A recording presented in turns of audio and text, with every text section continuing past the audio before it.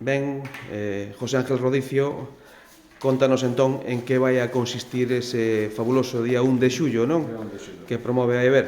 Pois fixemos unha campaña que se titula Festa, porque ao final é unha festa do comercio, é un merco en Verín, na que temos dúas líneas aí que vos vou contar. Unha sería hinchables pos cativos, para que haxe un pouco a conciliación de vida familiar e un pouco de movimento no comercio.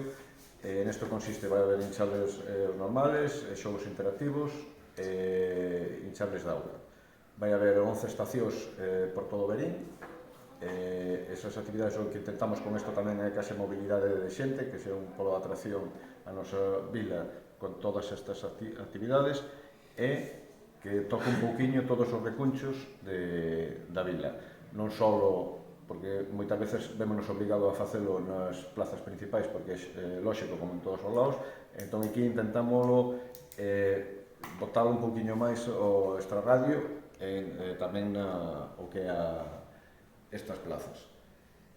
En que consiste?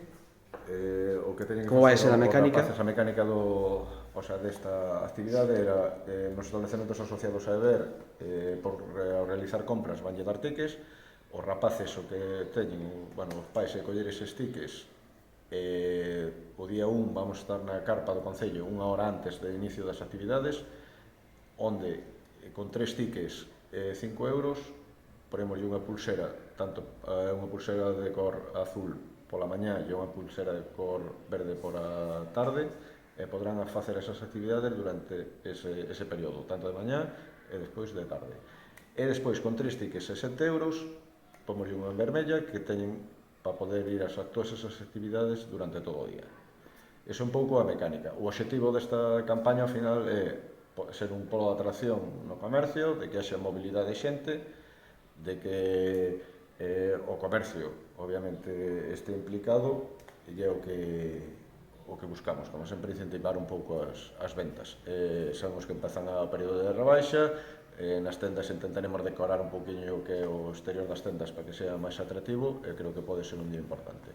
Temos outro segundo punto, que sería a música na rúa, que ao final en Pasarrúas, que sí que irá por todo Verín, por todas as nosas rúas, dando un pouco de espectáculo con algo con temática e música para darlle un pouco de folclore este día. Teño que agradecer ao Concello a súa colaboración. Obviamente, ao ter tantas instalacións como temos 11, hai que buscar puntos de luz, puntos de auga, cousa que non é fácil, e hai que polos, ese tipo de actividade necesita ese tipo de proceso, E despois, como non, agradecer a Xunta de Galicia, que é un dos cofinanciadores destes proxectos e de todo o que facemos en EBER.